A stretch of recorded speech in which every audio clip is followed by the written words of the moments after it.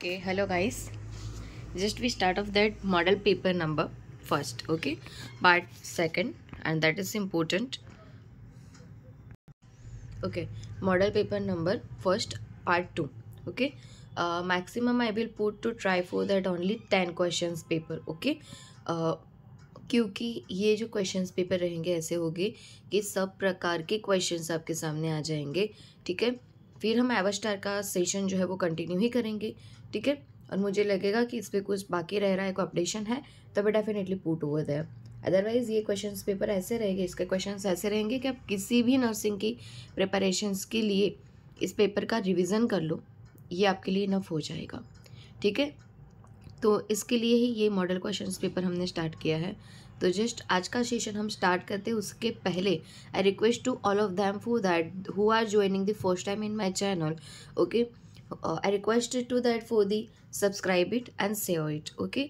After completing this session, you put the like over it and also you put the comment, okay?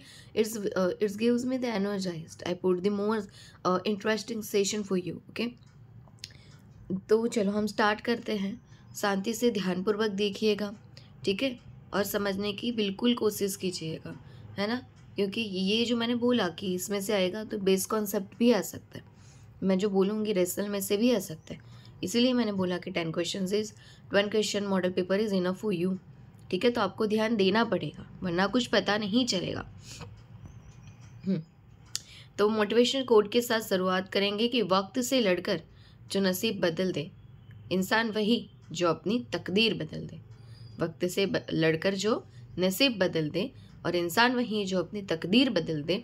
कल क्या होगा कभी मत सोचो, क्या पता कल वक्त खुद अपनी तस्वीर बदल दे, ठीक है? तो ये बहुत ही अच्छे मोटिवेशनल शायरी के साथ, ठीक है, हम अपना सेशन स्टार्ट कर रहे हैं। चलो देखो क्वेश्चन क्या कह रहा है कि the nurse is teaching a care giver how to perform tracheostomy care at home. एक नर्स है जो टीचिंग कर रही है केयर गिवर को, मतलब कि जो घर पे पेशेंट को केयर देने वाला है, जो पेशेंट को ट्रेक्योस्टमी लगी हुई है उसका ट्रेक्योस्टमी केयर करना है घर पे। Which statement by the care giver indicates the need for further teaching. उसमें से ऐसा तो कौन सा स्टेटमेंट है जो ये बता रहा है कि उसको अभी भी फर्दर टीचिंग की ज़रूरत है? किसकी ज़रूरत है? फर्दर टीचिंग की ज़रूरत है, ठीक है? उसको अभी और टीचिंग चाहिए, मतलब अभी वो समझा नहीं है कि कैसे करना है। तो इसमें से रॉन्ग स्टेटमेंट जो भी ट्रेक्योस्टमी के रिलेटेड होगा वो हमारा करेक्ट आंसर होगा। I will suction the tracheostomy only when needed. जब ज़रूरत होगी तभी मैं सक्शन करूँगा। हाँ बराबर है। I will apply suction as I insert the catheter. मैं जब कैथेटर को इंसर्ट करूँगा तब मैं सक्शन करूँगा। तो ये बात गलत है, क्योंकि जब हम सक्शन कैथेटर को निकालते हैं उस वक्त जो है रिमूविंग के साथ हम बीच बीच में इंटरवल के ऊपर सक्शन करते हैं, ठीक है? ऑप्शन सी है कि I will replace the inner cannula if it becomes clogged, ठीक है? इनर कैन्यूला को मैं रिप्लेस कर दूंगा अगर वो क्लॉग्ड हो जाए, वहाँ पे कुछ भी स्पूटम आ जाए या कुछ भी, ठीक है, जो ऑब्स्ट्रक्शन हो उसके लिए। तो ये तो सही बात है, इनर कैन्यूला का यूज़ ट्रेक्योस्टमी इसी के लिए होता है। I will wash my hands thoroughly before and after the procedure. हाँ तो ये भी करना है, आफ्टर प्रोसीजर बिफोर प्रोसीजर। ये तो 5 moments of the hand hygiene का ही क्राइटेरिया दिखा रहा है, ठीक है? तो क्या नहीं करना होगा इसको, अभी और क्या टीचिंग देना है भाई? डालते वक्त नहीं, निकालते वक्त, कैथेटर को रिमूव करते वक्त इंटरवल के साथ आपको सक्शन करना है। ऑप्शन बी यहाँ पे गलत है, ठीक है? वो हमारा आंसर है। देखो, suction should never be applied during catheter insertion to prevent trauma to the airway and loss of oxygen, ठीक है? ऑक्सीजन को लॉस ऑफ और एयरवे को ऑब्स्ट्रक्शन से या एयरवे को ट्रॉमा से रोकने के लिए इंसर्शन के वक्त कभी भी आपको सक्शन नहीं करना है। Suctioning is applied intermittently. Intermittently मतलब कि इंटरवल पे, निकालते वक्त भी कंटिन्यूअस सक्शन नहीं करना है। इंटरमिटेंटली, ये सारे कीवर्ड्स है intermittently. While withdrawing the catheter, जब आप निकाल रहे हो तो इंटरमिटेंटली आपको सक्शन करना है। The other statements reflect appropriate tracheostomy. बाकी सब जो थे, मतलब ए, सी और डी, वो तो अप्रोप्रिएट बता रहे थे, सही थे ट्रेक्योस्टमी केयर के बारे में, ठीक है? चलो, the nurse is caring for a patient with a chest tube. Nurse एक ऐसे पेशेंट की केयर कर रही है जिसको चेस्ट ट्यूब लगा हुआ है, ठीक है? इंटरकोस्टल ड्रेनेज सिस्टम जिसको हम बोलते हैं ना, वाटर सील ड्रेनेज सिस्टम जिसको हम बोलते हैं, वो यहाँ पे लगा हुआ है। ड्यूरिंग एम्बुलेशन मतलब कि जब उसको मूवमेंट करवा रही है, the chest tube accidentally disconnects from the drainage system.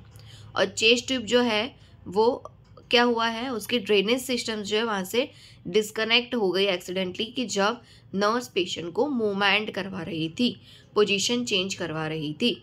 What is the nurses immediate action? Nurse इसमें सबसे पहले क्या करेगी?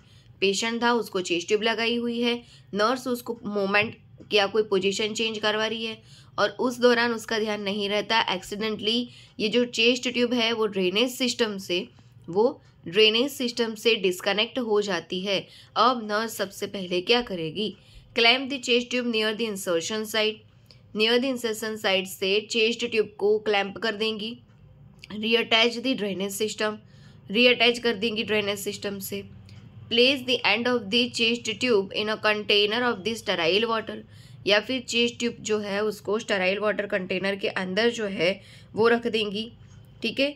या call the health care provider for further instruction, या हेल्थ केयर प्रोवाइडर को बुलाएगी फटाफट से। तो क्या आएगा इसके अंदर? आपको सबसे पहले चेस्ट ट्यूब को लेके स्टेराइल वाटर के कंटेनर के अंदर उसका एंड पार्ट रखना है। समझ आ रहा है? चेस्ट ट्यूब का जो एंड पार्ट है उसको, जो ड्रेनेज सिस्टम से निकला है, बराबर है, उसको आपको कहाँ रखना है? स्टेराइल वाटर कंटेनर के अंदर रखना है। इसीलिए ऑप्शन नंबर सी हमारा यहाँ पे जो है वो करेक्ट रहेगा, ठीक है। सी फॉर दैट। ओके, तो सी हमारा करेक्ट है। देखो कैसे, keep the chest tube disconnects, the priority is to maintain a water seal. अगर चेस्ट ट्यूब डिस्कनेक्ट हो जाती है तो हमारी प्रायोरिटी क्या है? Maintain water seal to prevent air from entering the pleural space. तो हमें क्या देखना है कि भाई जो बाहर एनवायरनमेंट में आपने उसको रख दिया ना, तो क्या होगा? एयर जो है वो कहाँ एंटर कर सकती है? चेस्ट ट्यूब के थ्रू प्लूरल स्पेस के अंदर, which could cause tension pneumothorax, और उसकी वजह से टेंशन या प्रेशर स्ट्रेस न्यूमोथोरेक्स क्रिएट होगा, ठीक है। इसी के लिए हमने फटाफट से end of the chest tube को स्टेराइल वाटर कंटेनर के अंदर रख दिया है। Placing the tube in sterile water immediately reestablishes this seal, ठीक है। इसके लिए हमें फटाफट से स्टेराइल वाटर के अंदर इसको रख देना है, क्योंकि वो अपना जो सील है वो रीएस्टैब्लिश कर दे। क्यों हमने स्टेराइल वाटर के अंदर रखा? क्योंकि हमने बोला था ये वाटर सील ड्रेनेज सिस्टम है, ऑब्वियसली उसको सील करने का काम वाटर ही करता है, दैट्स वाई हमने उसको वाटर के अंदर रखा। Clamping the tube could lead to increased intrathoracic pressure. अगर आपने उसको क्लैम्प कर दिया होता ना तो वो इंट्राथोरेसिक प्रेशर को बढ़ा देती और वो टेंशन न्यूमोथोरेक्स कर सकती थी। इसी के लिए हमको जो है उसको ना एयर में रखने देना है, वरना भी टेंशन न्यूमोथोरेक्स होगा, क्योंकि एयर जो है वो उसके थ्रू जो है प्लूरल स्पेस में जाएगी। हमको उसको जो है क्लैंप भी नहीं करना है, वरना इंक्रीज्ड इंट्राथोरेसिक प्रेशर के साथ टेंशन न्यूमोथोरेक्स हो सकता है। इसी के लिए हमको नॉर्मली यही लेना है कि हम ट्यूब जो निकल गई उसको उठाएंगे, फटाफट से उसको स्टेराइल वाटर कंटेनर में रख देंगे और उसका रीएस्टैब्लिश करवाएंगे वाटर से, ठीक है। Clear? Okay. A patient with chest tube, अभी फिर से भी ये वाटर सील ड्रेनेज सिस्टम का ही क्वेश्चन है। देखो, पेशेंट है, चेस्ट ट्यूब लगाई है, in place for a pleural effusion suddenly develops subcutaneous emphysema crepitus.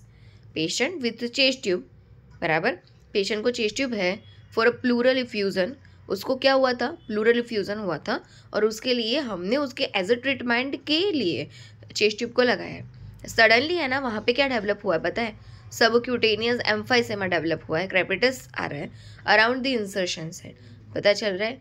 Pleural effusion था, प्लूरल इफ्यूजन को ट्रीट करने के लिए हमने चेस्ट ट्यूब लगाई, और चेस्ट ट्यूब लगाने के बाद उस साइड पे जहाँ पे हमने चेस्ट ट्यूब को इंसर्ट किया है ना, अराउंड उस साइड पे सबक्यूटेनियस एम्फाइसेमा हो गया है। सबक्यूटेनियस रिलेटेड टू ये स्किन है ना, तो ये हो गया। What should the nurse do first over here? तो यहाँ पे नर्स सबसे पहले क्या करेगी? reassure the patient that this is a normal finding। वो पेशेंट को बताएंगे कोई बात नहीं है, ये तो नॉर्मल है, आप चिंता मत करो। assess for signs of respiratory distress and notify the health care provider। Nurse इसमें ढूंढेगी कि कोई रेस्पिरेटरी डिस्ट्रेस का साइन तो नहीं है ना, और अगर है तो हेल्थ केयर प्रोवाइडर को इन्फॉर्म करेगी। Titan the chest tube dressings and connection. जो चेस्ट ट्यूब ड्रेसिंग्स है और उसका जो कनेक्शन साइट है वो टाइटन्ड क्लोज करने की कोशिश करेगी। ये apply the ice packs around the insertion site, बराबर वो आइस पैक्स जो है वो लेगी और उसको इंसर्शन साइट पे लगाएगी। तो क्या आएगा?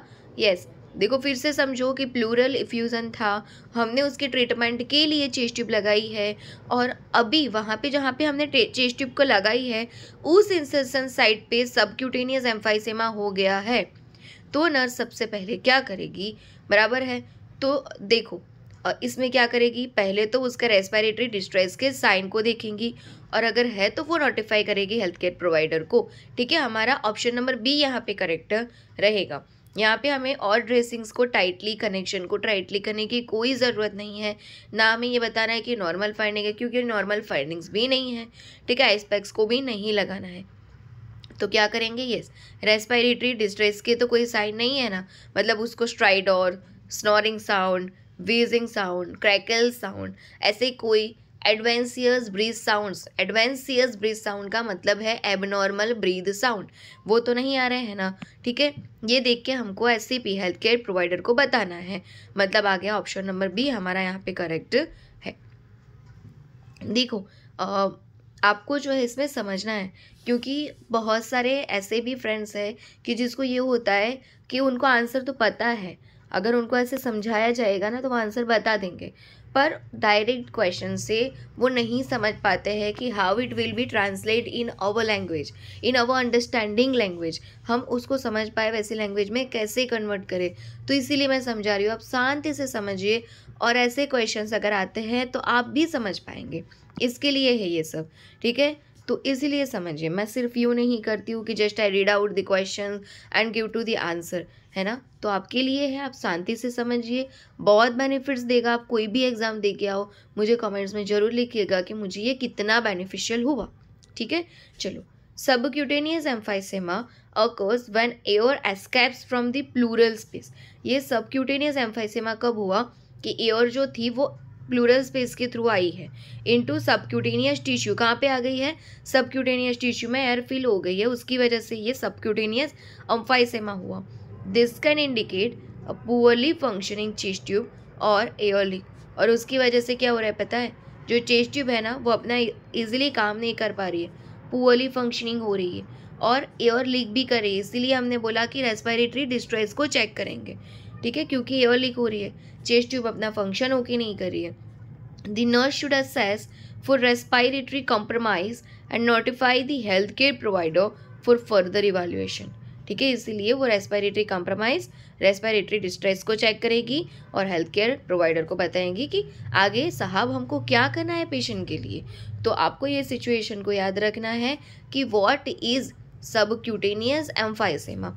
कब होता है? जब एयर जो है वह एस्केप्स हो जाती है, फिल हो जाती है, कहाँ पे?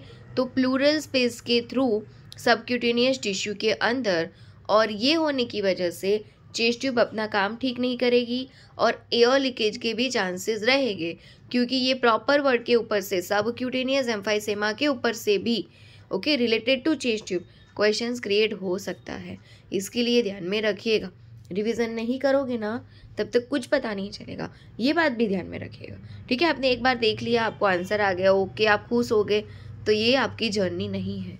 जर्नी तब तक कंटिन्यू होनी चाहिए जब तक हमको हमारा रिजल्ट नहीं मिल जाता है। Okay, the nurse notices no fluctuation tidaling in the water seal chamber. ठीक है, नर्स देख रही है कि ये जो हमारा वाटर सील ड्रेनेज सिस्टम है ना उसमें तो नो फ्लक्चुएशन, कुछ भी फ्लक्चुएशन, हलन चलन बिल्कुल नहीं हो रही है, टाइडलिंग हो ही नहीं रहा है। ठीक है, पेशेंट का जो चेस्ट ड्रेनेज सिस्टम है उसमें, बराबर, कौन सा चैम्बर? वाटर सील चैम्बर में। Which of the following could be the cause? तो इसका रीज़न क्या हो सकता है, क्यों ऐसा हुआ? फिर से पढ़िए। The nurse notices no fluctuation tidaling in the water seal chamber of a patient's chest drainage system. जिस पेशेंट को चेस्ट ड्रेनेज सिस्टम लगाया हुआ है उस पेशेंट के वाटर सील चैम्बर में कोई भी फ्लक्चुएशन, टाइडलिंग नहीं हो रहा है, ऐसा नर्स ने नोटिस किया। Which of the following could be the cause. यहाँ पे ये नहीं पूछा कि नर्स क्या करेगी, ये पूछा है कि इस जो ये जब हुआ क्रिएट उसका रीज़न क्या हो सकता है। The patient's lung has re expanded, patients के लंग री एक्सपांडेड हुए। The chest tube is occluded, chest tube में कुछ ऑब्स्ट्रक्शन आ गया है, ऑक्लूडेड मतलब। The drainage system is disconnected, drainage system disconnected हो गया है। The suction pressure is too high, या फिर जो सक्शन सिस्टम है, सक्शन प्रेशर उसको बहुत ज़्यादा हाई हो गया है। तो क्या आएगा, किसकी वजह से ये नहीं हो रहा है, ठीक है। क्या हो गया है कि उसका लंग जो था ना वो फिर से री एक्सपांडेड हो गया है, ठीक है, उसकी वजह से नहीं हो रहा है। क्या हो गया, उसका लंग री एक्सपांडेड हो गया है, ठीक है, उसकी वजह से ये नहीं हो रहा है। और यही तो हमारा डिज़ायर्ड जो है क्या बोल सकते हैं आउटकम भी था, इसी के लिए हमने जो है ये ट्यूब को डाला था। तो इसीलिए अब फ्लक्चुएशंस जो है वो नहीं दिखाई दे रहे हैं वाटर सिल में, ठीक है। तो आंसर क्या रहेगा, ऑप्शन ए, ठीक है। The patient's lung has re expanded, that's why we notices in the water seal chamber no fluctuation और टाइडलिंग। ऑप्शन ए करेक्ट रहेगा। देखो क्या बोला है, द एब्सेंस ऑफ टाइडलिंग या no fluctuation indicate that the lung has fully re expanded, fully lungs re expanded हो गए हैं, which is a desired outcome. जो तो हमारा इवैल्यूएशन मिल गया हमको, एंड रिजल्ट्स हमने असेसमेंट किया, फ्लूरल रिफ्यूज़न या कोई सिचुएशन थी, हमने जो है इसके लिए डायग्नोसिस बनाया, फिर हमने गोल सेटअप किया, फिर हमने प्लानिंग किया कि हम वाटर सिल ड्रेनेज सिस्टम को लगाएंगे, फिर हमने जो है इंटरवेंशंस कर दिया, हम लगा दिया, और इवैल्यूएशन में जब ये फ्लक्चुएशन बंद हो गया इट मीन्स कि हमारा रिजल्ट हमको मिल गया, मतलब कि इवैल्यूएशन जो है वो कंप्लीट, हमारा गोल फुलफिल हो गया है। चलो वेरी गुड, केयर प्लान आपका एकदम सही बना है नर्सिंग ऑफिसर, है ना। चलो, however it could also indicate a problem such as a tube occlusion. The nurse should first assess the patient. Nurse इसमें भी पहले पेशेंट को ही असेस करेंगी एंड कन्फर्म, और वो कन्फर्म करेगी कि व्हेन री एक्सपांसन और अदर इश्यू इज़ रिस्पॉन्सिबल।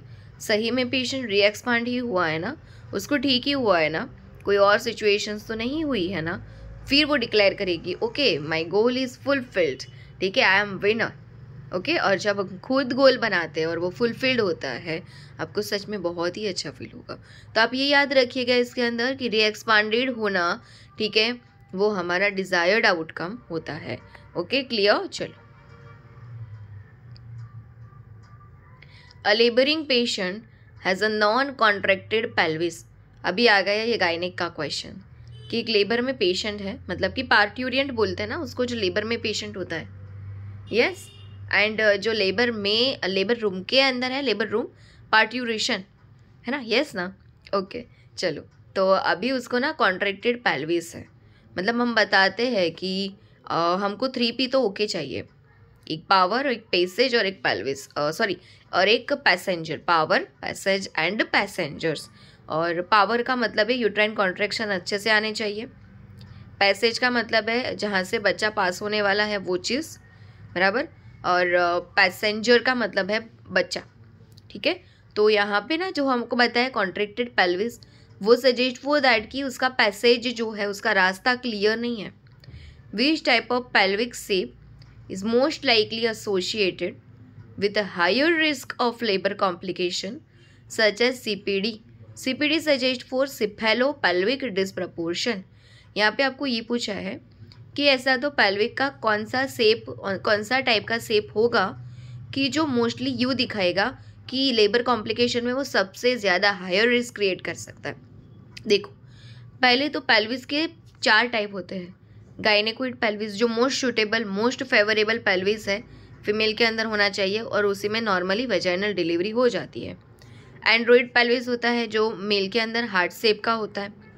फिर आता है प्लेटिपेलोइड पेल्विस, वो किडनी शेप का पेल्विस होता है, और एंथ्रोपोइड पेल्विस भी होता है, ठीक है। तो यहाँ पे ऐसा तो कौन सा पेल्विस है कि जो सबसे ज़्यादा जो है वो क्रिएट करेगा, ठीक है, रिस्क, तो वो होता है हमारा एंड्रॉइड पेल्विस, मेल वाला पेल्विस, ठीक है, वो हार्ट शेप का है ना, इसके लिए तो ऑप्शन सी यहाँ पे करेक्ट रहेगा, ठीक है। The Android pelvis is more triangular और हार्ट शेप्ड। कैसा होता है एंड्रॉइड पेल्विस? यस, ऐसा भी बोलते हैं कि मेल सबसे ज़्यादा फ़ोन का यूज़ बहुत करते हैं, ठीक है, फ़ोन को अपने दिल के पास लगा के रखते हैं, है ना। तो इसके लिए मेल के अंदर जो है वो एंड्रॉइड और पेल्विस और हार्ट शेप का होता है, ऐसे भी आप याद रखोगे। And typically has a narrower pelvic inlet, और उसका जो इनलेट है ना वो बहुत ही नैरोअर होता है mid pelvis, which can lead to complications, और वो इसीलिए कॉम्प्लिकेशंस क्रिएट करता है like CPD, cephalopelvic disproportion and obstructed labour कर सकता है। It is less favourable for vaginal delivery. अगर कोई भी फीमेल में रेयर केस में एंड्रॉइड पेल्विस टाइप का पेल्विस है तो उसमें जो है हम बता ही देंगे कि वजाइनल डिलीवरी के चांसेस बहुत ही लेस है compare to the gynaecological pelvis. अगर आपको नॉर्मली गायनेकोइड पेल्विस होता तो बहुत ही इजीली हो जाता, बट ये टाइप का जो पेल्विस है उसमें हम ये ट्रायल ऑफ लेबर शायद करेंगे TOL, वरना नहीं हो पाएगा, सिजरियन ही करना पड़ेगा। ठीक है, क्लियर? ओके। देखो आपको फिर भी अभी भी कोई मेरे वर्ड्स में समझ नहीं आता है तो please put the comments, I definitely reply to you. Okay. A 30-year-old woman with a history of cesarean section, ठीक है, 30-year-old woman है, उसको हिस्ट्री है किसकी? CS की, सिजरियन सेक्शन की, प्रेजेंट्स एट 30 वीक्स जेस्टेशन, और वो हमारे पास आई है, उसको 30 वीक्स जेस्टेशन जा रहा है, मतलब इसको कितने महीने हुए होंगे? 7.5 समथिंग हम बोल सकते हैं, यस है ना, 7.5 समथिंग हम बोल सकते हैं ना, बिकॉज 4 7 28, ठीक है, 4 7 28, एक वीक में एक वीक जो होता है उसमें कितना होता है, एक मंथ जो होता है उसमें 4 वीक होता है ना, इसके लिए मैंने ऐसे काउंट किया है बराबर कि 4 7 कितने हो गए, तो 28 हो गए ना, तो यहाँ पे 7.5 मंथ्स उसका है, और विथ वजाइनल ब्लीडिंग हो रहा है उसको, and a suspicion of the placenta previa हो, ऐसा हमको लग रहा है। Which diagnostic method is most appropriate to confirm the diagnosis. आपको तो सिर्फ ये ढूंढना है कि आप सिर्फ डायग्नोसिस करोगे, डायग्नोसिस को कंफर्म करने के लिए, बस ट्रीटमेंट नहीं करना है। डिजिटल वजाइनल एग्जामिनेशन करोगे, ट्रांस वजाइनल अल्ट्रासाउंड करेंगे, नॉन स्ट्रेस टेस्ट करेंगे, या CT स्कैन करेंगे। बोलो क्या करोगे?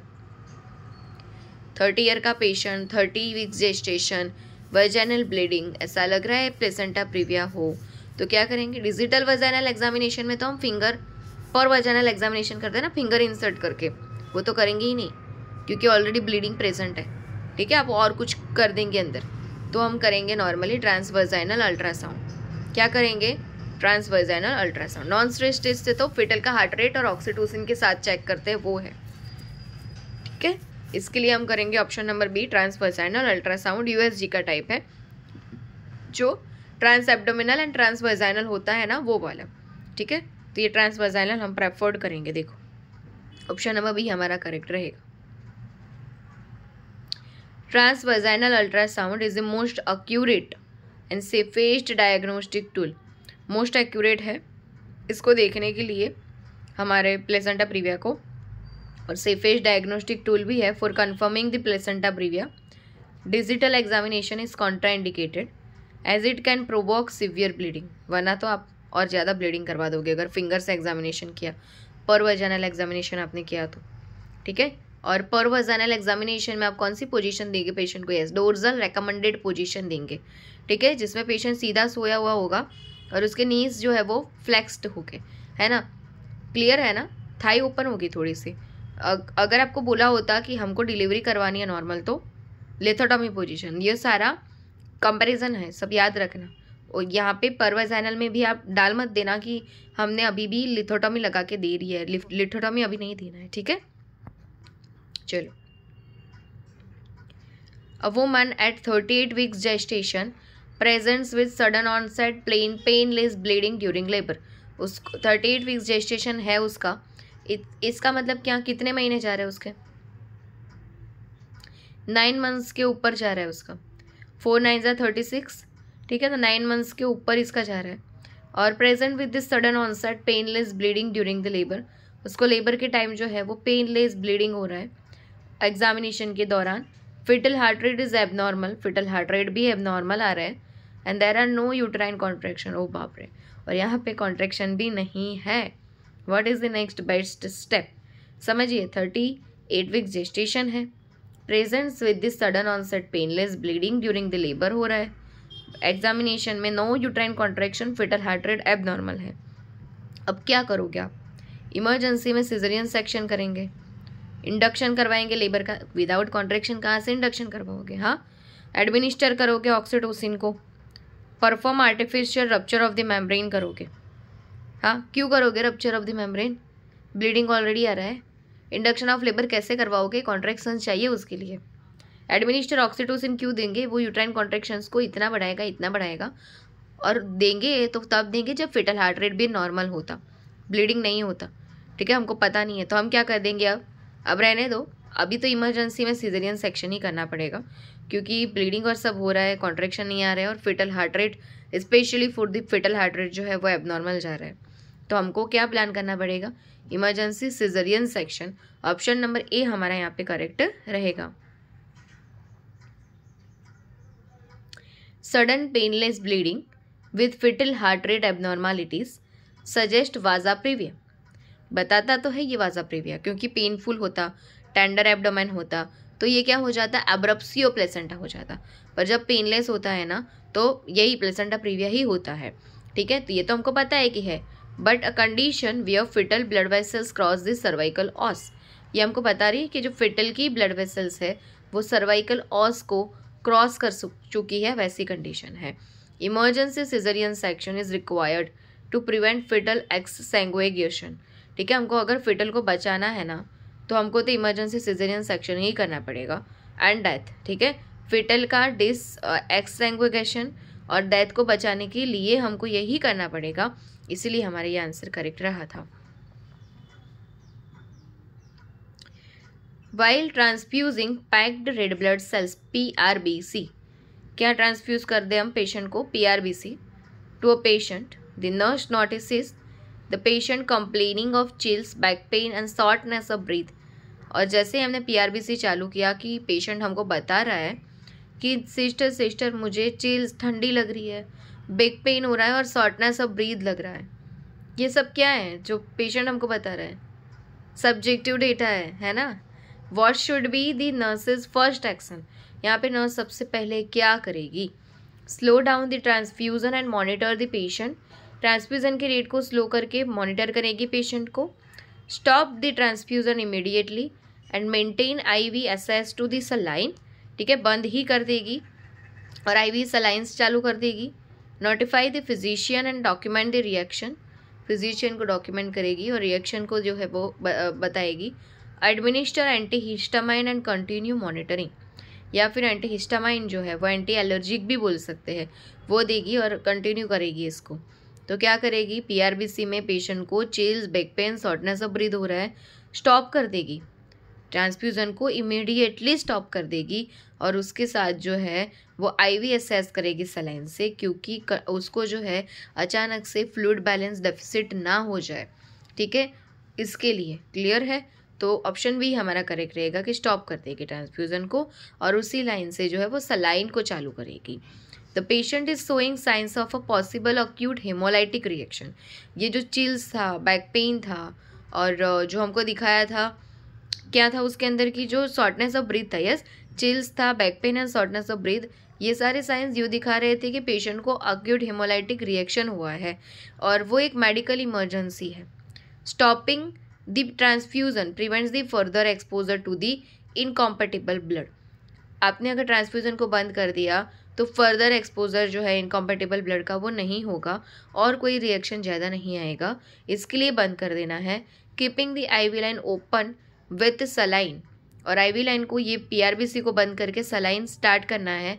एंश्योर्स दैट इमरजेंसी मेडिकेशंस और इंटरवेंशंस, ठीक है, कैन बी एडमिनिस्टर, और जो भी इमरजेंसी मेडिसिन है या इंटरवेंशन है उसके बाद में आपको चालू करना है, पहले तो सलाइन से आप स्टार्ट कर दीजिए। ठीक है, ये रहेगा, याद रखना साइंस के साथ क्या कि chills, back pain and shortness of breathe suggest for the during the transfusion suggest for the acute hemolytic reaction. ठीक है, और उसमें पेशेंट को क्या करेंगे? स्टॉप करेंगे और उसी लाइन से सलाइन को स्टार्ट करेंगे। ठीक है, इमरजेंसी मेडिकल कंडीशन है। A nurse is preparing for a blood transfusion and checks the patient's identification. Nurse जो है वो ब्लड ट्रांसफ्यूजन को प्रिपेयर कर रही है, पेशेंट का आइडेंटिफिकेशन देख रही है and the blood bag label को देख रही है। ठीक है, क्रॉस मैच करती है ना। Which of the following information must be verified? इसमें वो सबसे ज़्यादा ऐसी तो कौन सी इंफॉर्मेशन है जो ज़रूरत से ज़्यादा मॉनिटर करेगी। ठीक है, बाकी जो है वो उतना ज़रूरी नहीं रहेगा, पर वो जो है ये ऐसी कौन सी इंफॉर्मेशन जो करेगी ही करेगी मॉनिटर, एक बार नहीं 2 बार करेगी।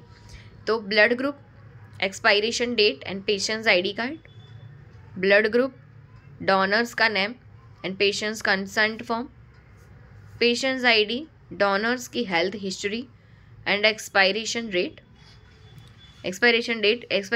For the yes blood bag, हाँ पेशेंट का नहीं। चलो ब्लड ग्रुप, ब्लड बैग का colour and patient's ID card. तो क्या देखेंगे यहाँ पे, यस ब्लड ग्रुप को देखेगी कि यहाँ पे पेशेंट का ओ पॉजिटिव है, ब्लड बैग का भी ओ पॉजिटिव है, ओके। एक्सपायरेशन डेट कितना है ब्लड बैग का, बराबर, और पेशेंट्स का आईडी बैंड बराबर है। पेशेंट का जो ब्लड ट्रांसफ्यूज़न का बैग है उसके ऊपर जो लगाया है आईडी बैंड, वही पेशेंट को मैं लगाने जा रही हूँ ना। तो ये 3 चीज़ें चेक करेगी यहाँ पे। उसको जो है पेशेंट का कंसेंट फॉर्म अभी देखिए क्या करना है, ऑप्शन बी में आपको दिया ना पेशेंट का कंसेंट फॉर्म पहले ले लिया है, अभी तो उसको लगाना है।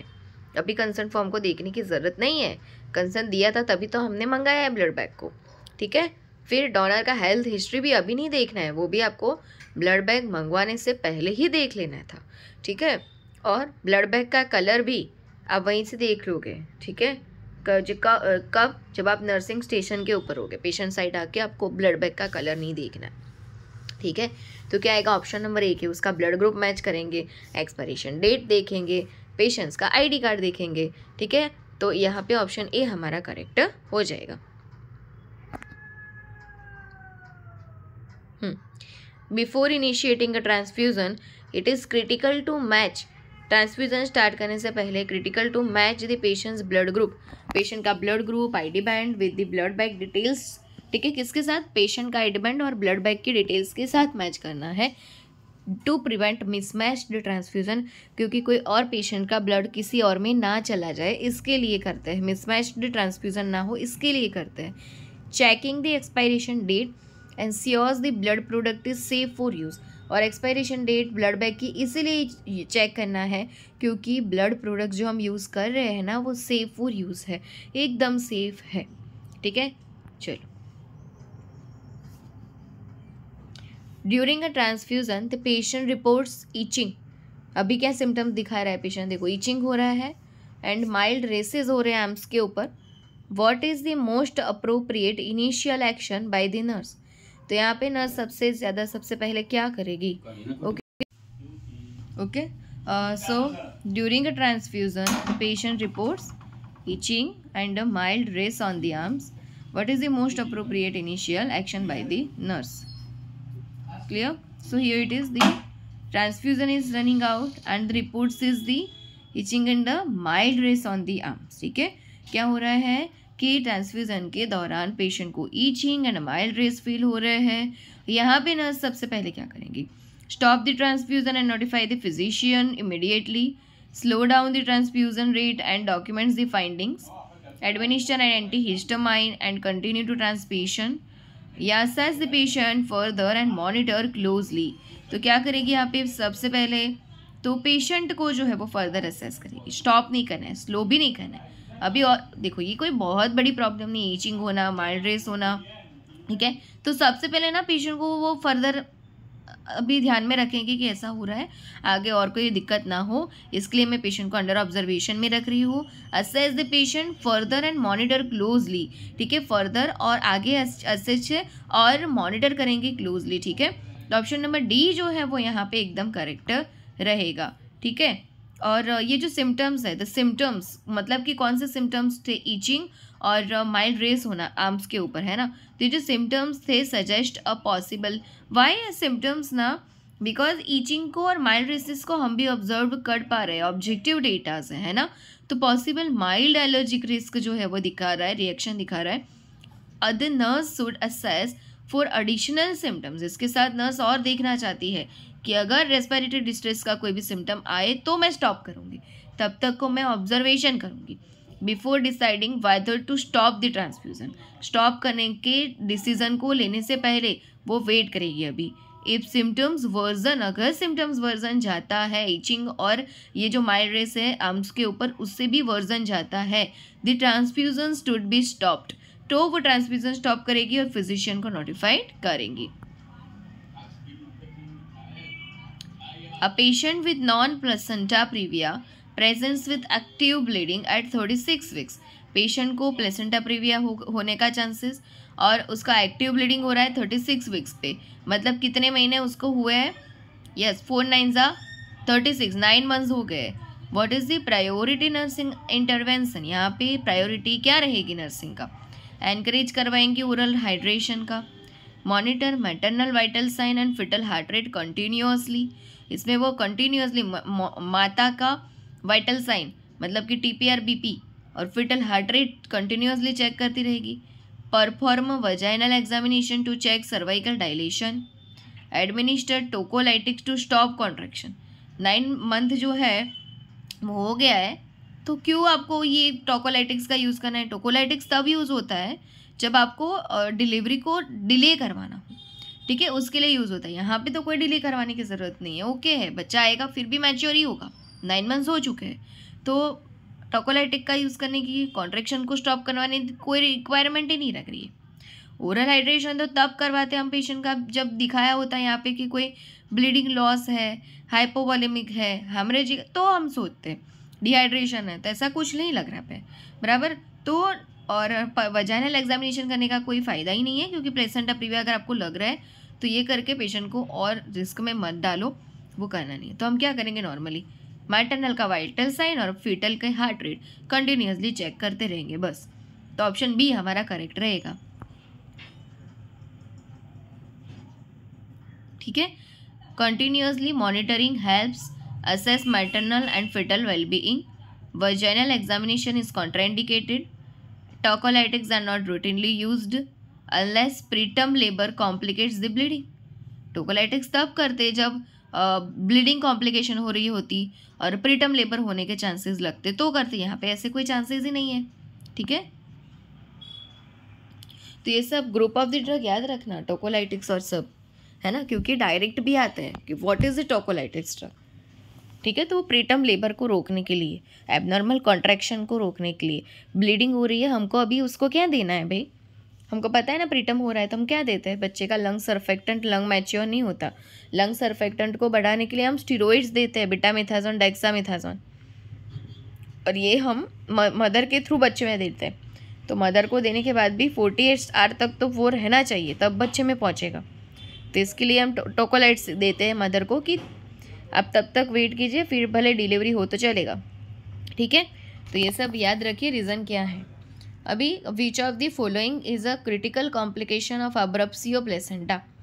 एब्रप्सियो प्लेसेंटा है तो कौन सी क्रिटिकल सिचुएशन हो सकती है या क्रिटिकल कॉम्प्लिकेशन हो सकती है एब्रप्सियो प्लेसेंटा की वजह से? प्रीटर्म लेबर हो सकता है, टाइम के पहले हो जाना लेबर, वो 37 to 42 वीक्स ये टर्म है, या फिर आपको बोले 259 डेज to 294 डेज ये भी टर्म है, पर 37 वीक्स से पहले या फिर 259 डेज से पहले लेबर होगा तो उसको प्रीटर्म लेबर बोलेंगे।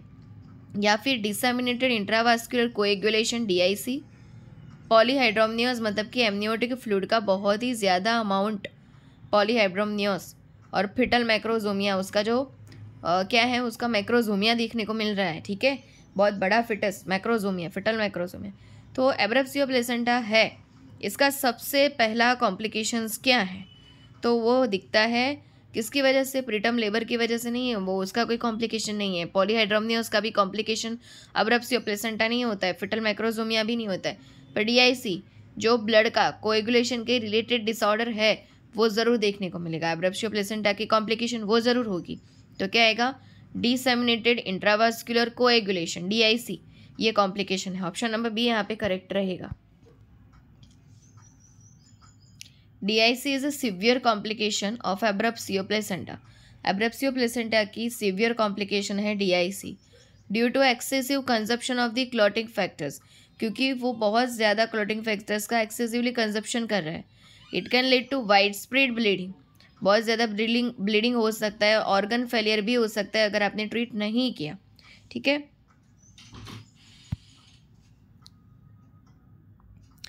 What is the priority nursing diagnosis for a patient with gangrene in the lower extremity. अगर कोई पेशेंट को लोअर एक्सट्रीमिटी में गैंग्रीन हुआ है तो यहाँ पे प्रायोरिटी नर्सिंग डायग्नोसिस क्या रहेगा। ठीक है, रिस्क फॉर इम्प्योर्ड स्किन इंटेग्रिटी बताएंगे हम, risk for infection, ineffective tissue perfusion या इम्पेयर्ड फिजिकल मोबिलिटी। गैंग्रीन हो गया है, गैंग्रीन कब होता है, पहले क्या होगा, ब्लीडिंग स्टॉप, ऑक्सीजन नहीं पहुँचेगा टिश्यूज़ में, सेल्स में, बराबर, तो साइनोसिस देखने को मिलेगा, फिर पर्पलिस देखने को मिलेगा, फिर ब्लैकिस, गैंग्रीन हो गया, डेथ ऑफ द टिश्यू, है ना। यस, तो क्या नहीं होगा वहाँ पे, स्किन इंटेग्रिटी देखेंगे सिर्फ हम, है, इन्फेक्शन या फिजिकल मोबिलिटी देखेंगे नहीं। इनइफेक्टिव टिश्यू परफ्यूजन इनइफेक्टिव है। ठीक है, ये देखेंगे हम, ये हम डायग्नोसिस इसका बनाएंगे। ऑप्शन नंबर सी करेक्ट है, इनइफेक्टिव टिश्यू परफ्यूजन। ठीक है, देखो क्या है, ineffective tissue perfusion is the primary cause of the gangrene. ये गैंग्रीन होने का सबसे पहला कोज है। रिस्टोरिंग और ऑप्टिमाइजिंग सर्कुलेशन, हमको क्या करवाना पड़ेगा वहाँ पे, रिस्टोरिंग और ऑप्टिमाइजिंग सर्कुलेशन, जैसी सिचुएशन पहले थी वैसी करवानी पड़ेगी। Is crucial to prevent further tissue death, और इसी की वजह से फर्दर टिश्यू डेथ को हम रोक सकते हैं, वरना तो साइनोसिस में से फिर पर्पलिस और फिर डेथ हो जाएगा, ब्लैक कलर हो जाएगा, और फिर तो हमें एम्पुटेशन ही करवाना पड़ेगा। While infection risk is high, it is secondary concern. Infection risk is high but is secondary concern, not as for the ineffective tissue perfusion compared to the perfusion. Perfusion के साथ अगर इन्फेक्शन को हम compare करें तो infection second है, पहले हम परफ्यूजन को ट्रीट करेंगे। Skin integrity and mobility are affected, skin integrity जो है और मोबिलिटी जो है वो भी अफेक्टेड होती है, but are not immediate priorities, पर वो इमीडिएट प्रायोरिटीज़ नहीं है as compared to the perfusion, then infection, then skin integrity and then mobility. Okay, we set the goals like that. A nurse is educating a diabetic patient about preventing gangrene. एक diabetic patient है, उसको nurse जो है बता रही है कि आपको गैंग्रीन ना हो इसके लिए क्या करना है, बराबर। Which statement by the patient indicates a need for further teaching, और इसमें से एक स्टेटमेंट ऐसा है कि जो पेशेंट गलत बताता है और हमें उसको अभी और एजुकेशन देने की ज़रूरत है, पेशेंट समझा नहीं है। I will inspect my fit daily for cuts और ब्लिस्टर्स, मैं अपना ना रोज़ जो है अपना फिट देखता, क्योंकि डायबिटिक फुट होने के चांसेस ज़्यादा होते हैं ना, तो मैं अपना फुट रोज़ चेक करूँगा कि उसमें कोई कट या ब्लिस्टर्स ना हो जाए, क्योंकि रोज़ इसीलिए कि भाई हो गया भूल से तो फटाफट से उसका ट्रीटमेंट हो जाए। I will where shoes that fit properly, मैं ऐसे शूज़ पहनूंगा जो प्रॉपरली मेरे पैर में फिट होते हो। I can use hot water socks to improve circulation in my feet, मैं हॉट वाटर सॉक्स को रखूँगा सर्कुलेशन करवाने के लिए। देखो हॉट वाटर नहीं रख सकते क्योंकि हॉट वाटर से वाजोडाइलेशन बढ़ सकता है, वो पैर जो है हमारा वो कैसा हो जाएगा, एकदम लाइक अ वॉशरमैन, जैसे वॉशरमैन हैंड देखते हैं ना हम कॉलेरा के अंदर, वैसा फूड हो जाएगा और चांसेस ज़्यादा है कि इंजरी फटाफट से हो जाएगी इसमें। तो हॉट वाटर सॉक्स आपको बिल्कुल नहीं लगाना है डायबिटिक पेशेंट में, ठीक है, तो ये गलत बात है। और क्या देखा है बोलो, I will control my blood sugar to prevent complication, मैं ब्लड शुगर को कंट्रोल में रखूँगा क्योंकि और कोई कॉम्प्लिकेशन हो, तो बराबर है सब। बट ऑप्शन सी गलत है, आपको बिल्कुल भी हॉट वाटर सॉक्स का तो लगाना ही नहीं है इम्प्रूव करवाने के लिए, वरना आप खुद इम्प्रूव हो जाएंगे, ठीक है। तो ऑप्शन सी जो यहाँ पे हमारा करेक्ट रहेगा वो गलत है। हम क्या बोलेंगे कि hot water socks should be avoided in diabetic patient properly. Diabetic है आपको, आप हॉट वाटर सॉक का यूज़ नहीं कर सकते हो because of the risk of burns due to impaired sensation, क्योंकि आपके सेंसेशन न्यूरोपैथी हो जाती है, डायबिटिक न्यूरोपैथी, और उसकी वजह से ना पेशेंट को पता नहीं चलता सेंसेशन के बारे में, तो आप जल भी जाओगे आपको पता नहीं चलेगा क्योंकि ऑलरेडी आपका सेंसेशन लो हो चुका है, ठीक है। तो बर्न्स के चांसेस रह सकते हैं, इसलिए आप हॉट वाटर का सॉक या कुछ भी मत यूज़ कीजिएगा।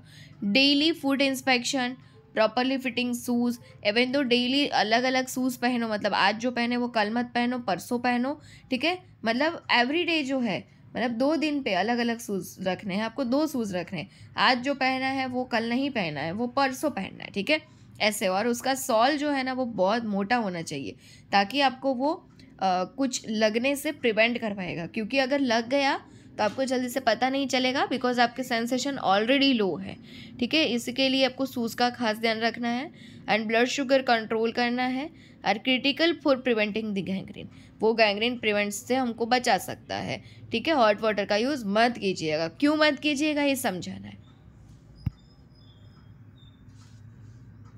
A patient on insulin therapy is being discharge, एक पेशेंट है जिसको इंसुलिन चल रहा है और उसको अभी डिस्चार्ज किया जा रहा है, घर पे भेजा जा रहा है। What statement by the patient indicates the need for further education, यहाँ पे पेशेंट ऐसा कौन सा स्टेटमेंट दिखा रहा है कि जिसमें हम बताएंगे कि इसको फर्दर एजुकेशन की रिक्वायरमेंट है, इसको भी पता नहीं चला है। I will always store my insulin in the refrigerator, मैं इंसुलिन को रेफ्रिजरेटर में स्टोर करके रखूँगा। I will rotate the injection sites to avoid hard lumps under the skin, मैं हमेशा रोटेट करता रहूँगा, ठीक है, जिसकी वजह से क्या ना हो, यस बराबर, तो अंडर द स्किन लम्प्स ना हो जाए, उसकी वजह से मैं स्किन रोटेशन का यूज़ करूँगा। कभी यहाँ पे इंजेक्शन लगाया तो कभी पेरी अम्बेलिकल साइड पे लगाते हैं ना इंसुलिन को सबक्यूटेनियस रूट से, कभी राइट साइड, कभी ऊपर, कभी नीचे, कभी लोअर, ऐसे रोटेट करते रहने का, बराबर, जिसकी वजह से हम बोल सकते हैं कि कोई चीज़ को हम प्रिवेंट कर सकते कॉम्प्लिकेशंस को। I will carry a carbohydrate snack with me in case I feel shaky, जब भी मुझे चक्कर आने लगा, सेकीनेस लगने लगे, मैं अपने आप अपने पास कार्बोहाइड्रेट स्नैक रखूँगा ही और फटाफट से उसको खा लूँगा, क्योंकि इसमें पॉलीफेजिया, भूख ज़्यादा लगती है, पॉलीडायरिया, वॉशरूम भी बार बार आता है, और पॉलीडिप्सिया, प्यास भी ज़्यादा लगती है, इसके लिए मैं ये रखूँगा अपने साथ। I will dispose of used syringe in a puncture proof container, और मैंने जो यूज़ कर ली है ना सिरिंज को इंसुलिन के लेने के लिए, वो मैं पंक्चर प्रूफ कंटेनर में फेंक दूंगा ताकि किसी और को ना लग जाए।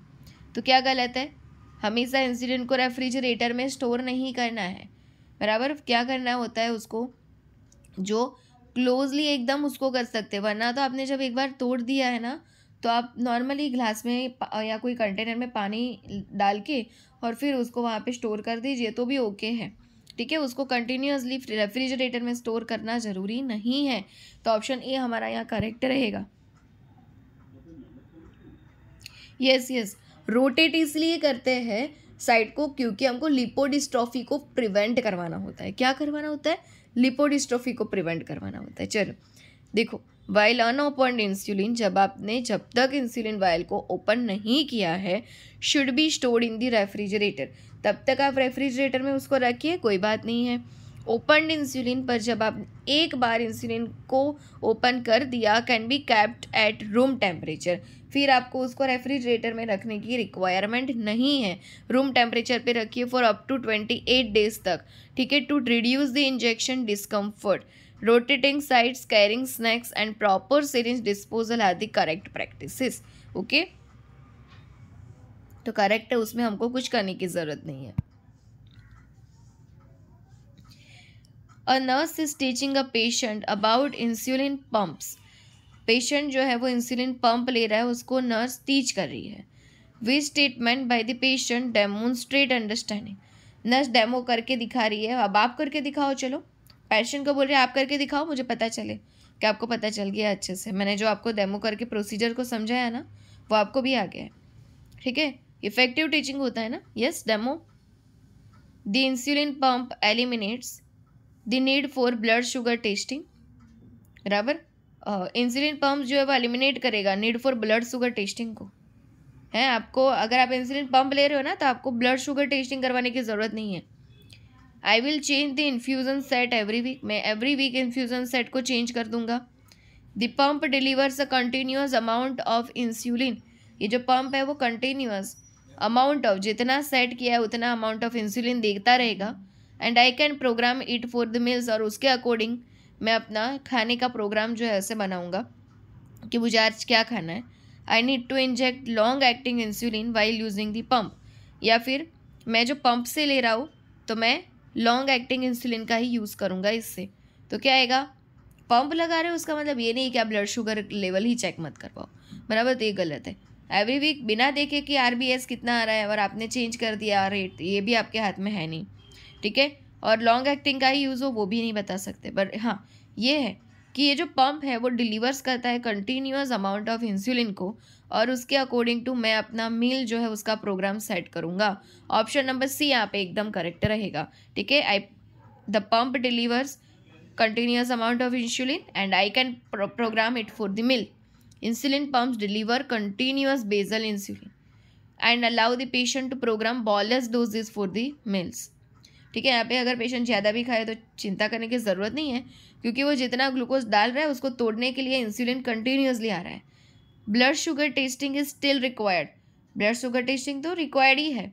And the infusion set is typically changed, और इन्फ्यूज़न जो सेट है वो टिपिकली चेंज होता है, पर वीक में नहीं, एवरी 2 to 3 डेज़ में, कि आपका RBS इतना है तो हमको अभी इसका अमाउंट इतना कर देना चाहिए।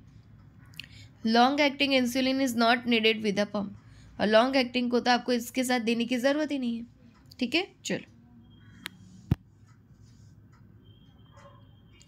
अ nurse is carrying for a patient with multiple myeloma.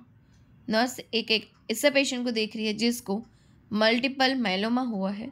Which tumour marker is most likely elevated in this condition. तो ये जो condition like a cancerous condition है, तो यहाँ पे ऐसा तो कौन सा ट्यूमर मार्कर जो है बढ़ा हुआ दिखेगा कि हम बताएंगे कि ये ट्यूमर मार्कर है फॉर द माइलोमा और multiple myeloma. β2 microglobulin, cancer antigen 99, carcinoembryonic antigen CEA, या अल्फा फिटोप्रोटीन। तो क्या आ सकता है यहाँ पे, यस, β2 माइक्रोग्लोब्यूलिन जो है वो हमको बढ़ा हुआ दिखता है। क्या दिखता है, β2 माइक्रोग्लोब्यूलिन इन दी मल्टीपल माइलोमा का ट्यूमर मार्कर है ये, ओके। सो ना यहाँ पे जो कैंसर एंटीजन 99 है ना, वो पैनक्रियाटिक कैंसर का इंडिकेटर है। किसका है ट्यूमर मार्कर, पैनक्रियाटिक कैंसर का। कार्सिनो एम्ब्रायोजेनिक एंटीजन CEA जो है वो कोलोरेक्टल कैंसर के लिए यूज़ होता है, और अल्फा फिटोप्रोटीन AFP जो है वो लीवर कैंसर का ट्यूमर मार्कर है। तो β2 माइक्रोग्लोबुलिन किसके लिए, मल्टीपल माइलोमा का ट्यूमर मार्कर है। ऑप्शन ए हमारा यहाँ पे करेक्ट रहेगा। β2 microglobulin is elevated in multiple myeloma and some lymphomas, reflecting tumour burden and prognosis. Cancer 99 pancreatic, बराबर। फिर कार्सिनो एम्ब्रायोनिक एंटीजन क्या था, कोलोरेक्टल। अल्फा फिटोप्रोटीन AFP क्या था, liver. Are associated with the other cancers. Remember for that the tumor markers, हाँ, क्योंकि वो भी बहुत सारी बार पूछा जाता है। A patient with hepatocellular carcinoma, बराबर, हेपेटोसेल्युलर कार्सिनोमा है पेशेंट को। हेपेटोसेल्युलर इंडिकेट्स फॉर दी लीवर का लिए ना, यस, और मैंने लीवर का आपको बताया, याद है ना, okay. Hepatocellular carcinoma is undergoing treatment, patient को हेपेटोसेल्युलर कार्सिनोमा है, वो अंडरगोइंग ट्रीटमेंट में, उसकी अभी ट्रीटमेंट चल रही है। Which tumour marker will the nurse monitor, यहाँ पे नर्स कौन सा ट्यूमर मार्कर देखेंगी। कार्सिनो एम्ब्रायोजेनिक जो एंटीजन था, ठीक है, वो मैंने बताया आपको कि कोलोरेक्टल कैंसर के लिए है। Prostate specific antigen PSA for the prostate cancer. Cancer antigen 1 to 5, और दूसरा है अल्फा फिटोप्रोटीन। तो I also told for you कि अल्फा फिटोप्रोटीन जो है AFP is use for the liver cancer का ये ट्यूमर मार्कर है, ठीक है। तो हमारा आंसर यहाँ पे hepatocellular suggest for the liver cancer. तो क्या रहेगा कि यहाँ पे देखने को मिल रहा है आपको जो दिखाई दे रहा है कि AFP, यहाँ पे AFP दिखाई देगा कि जो हेपेटोसेल्युलर ट्यूमर मार्कर्स है, ठीक है। लाइक ऑफ दैट, अगर कैंसर 1 to 5 आपको बोले तो वो कैंसर ऑफ द यूट्रस और सर्विक्स के लिए होता है, और ये वाला क्वेश्चन अभी कितनी सारी बार पूछा गया था, cancer 1 to 5। CA 1 to 5 tumour markers is use for the cancer of the uterus, cervix या फैलोपियन ट्यूब का अगर कैंसर है तो CA 1 to 5 लिख के दिया हुआ होता है, ठीक है। तो ऑल आर क्लियर, यहाँ पे आंसर आएगा option number C, alpha fetoprotein AFP suggest for that the hepatocellular cancer. AFP is a key marker for the hepatocellular carcinoma. CEA colorectal cancer के लिए, PSA प्रोस्टेट कैंसर के लिए, और CA 1 to 5 ovarian cancer बोले, uterus का बोले, fallopian का बोले, सब में यही आएगा, ठीक है। चलो, a patient is concerned about elevated prostate specific antigen level. एक पेशेंट है जिसका PSA ज़्यादा आ रहा है, मतलब कि प्रोस्टेट कैंसर हो सकता है। What should the nurse explain about this tumour marker. तो इस ट्यूमर मार्कर के रिलेटेड नर्स क्या उसको इन्फॉर्मेशन देगी। An elevated PSA level always indicates prostate cancer. PSA level बढ़ा हुआ उसका मतलब आपको प्रोस्टेट कैंसर है। PSA can be elevated in benign conditions like prostatitis. PSA तब एलिवेट होता है जब आपको बिनाइन कंडीशन है, लाइक कि प्रोस्टेटाइटिस। बिनाइन मतलब कि नॉन कैंसरियस एंड मैलिग्नेंट मतलब कि cancerous. Remember that two terms also है ना। A high PSA levels means immediate surgery is needed.